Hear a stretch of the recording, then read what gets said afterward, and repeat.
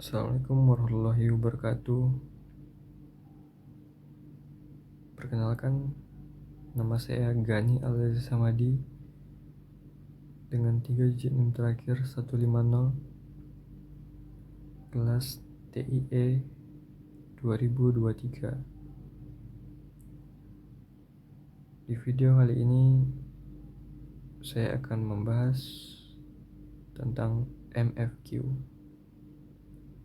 atau Multiple Feedback Cues. Sebelum kita masuk ke MFQ, kita harus mengetahui apa itu penjadwalan proses.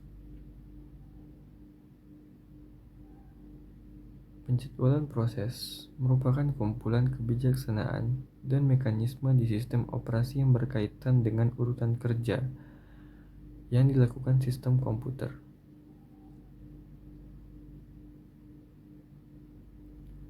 Lalu, ada dua algoritma penjadwalan. Yang pertama, primitif atau proses yang sedang berjalan namun tidak dapat disela.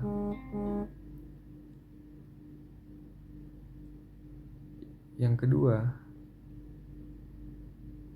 ada non-primitif atau proses yang sedang berjalan namun dapat diinterupsi dan dipindah ke status ready.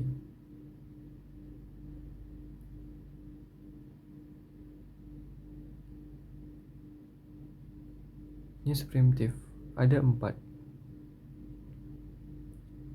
Yang pertama, RR atau round robin. Yang kedua, ada SRF atau shortest remaining first. Yang ketiga, ada PS atau priority scheduling. Yang keempat, ada ES atau guaranteed scheduling.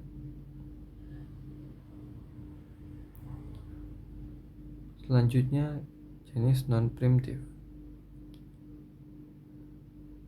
Yang pertama ada FIFO atau FCFS atau first in first out atau first come first serve.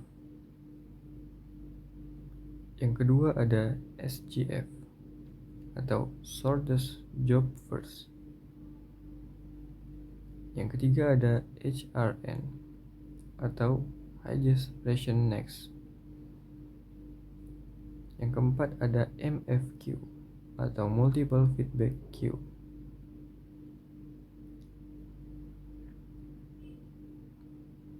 Lalu kita masuk ke multiple feedback queue. Algoritma ini mirip sekali dengan algoritma multi-level queue. Perbedaannya ialah algoritma ini mengizinkan proses untuk pindah antrian. Jika suatu proses menyita CPU terlalu lama, maka proses itu akan dipindahkan ke antrian yang lebih rendah. Hal ini menguntungkan proses interaksi karena proses ini hanya memakai waktu CPU yang sedikit. Demikian pula dengan proses yang menunggu terlalu lama. Proses ini akan dinaikkan tingkatannya. Biasanya prioritas tertinggi diberikan kepada proses dengan CPU burst terkecil.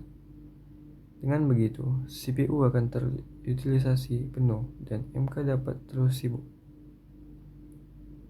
Semakin rendah tingkatannya, CPU burst proses juga semakin besar.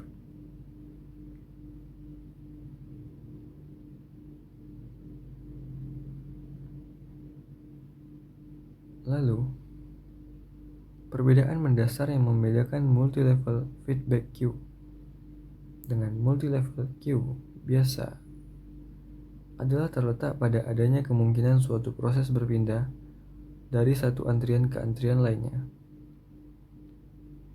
entah dengan prioritas yang lebih rendah ataupun lebih tinggi. Misalnya pada contoh berikut. 1. Semua proses yang baru datang akan diletakkan pada Q0 atau kuantum 8 milisecond. 2. Jika suatu proses tidak dapat diselesaikan dalam 8 milisecond, maka proses tersebut akan dihentikan dan dipindahkan ke Q1 atau kuantum sama dengan 16 milisecond. 3. Q1 hanya akan dikerjakan jika tidak ada lagi proses di Q0. Dan jika suatu proses di Q1 tidak selesai dalam 16 milisecond, maka proses tersebut akan dipindahkan ke Q2. 4. Q2 akan dikerjakan bila Q0 dan 1 kosong, dan akan berjalan dengan algoritma FCFS atau first come first serve. Berikut adalah contoh kasus MFQ. Proses P1 dengan burst time 10, prioritas 3, waktu kedatangan 0. Proses P2, burst time 3, prioritas 1, waktu kedatangan 1. Proses P3, burst time 4, prioritas 2, waktu kedatangan 2. Waiting time P1 sama dengan 0. P2 sama dengan 10 dikurangi 1 sama dengan 9. P3 sama dengan 13 dikurangi 2 sama dengan 11. Diperoleh rata-rata sama dengan 6,67. Kesimpulannya, algoritma ini merupakan algoritma penjadwalan yang baik dalam mengoptimalkan proses-proses yang memiliki prioritas. Running process adalah layanan dibagi waktu jatah pengerjaan atau quantum time, hingga hasil bagi digunakan untuk banyak perulangan hidup, dan sisa bagi untuk banyak pengerjaan berikutnya, tapi kurang dari itu. Penerapan running process memudahkan penentuan waktu tunggu, karena dapat menggunakan mesin proses dalam mengetahui proses-proses mengaruhi dalam diagram penjelasan MFQ.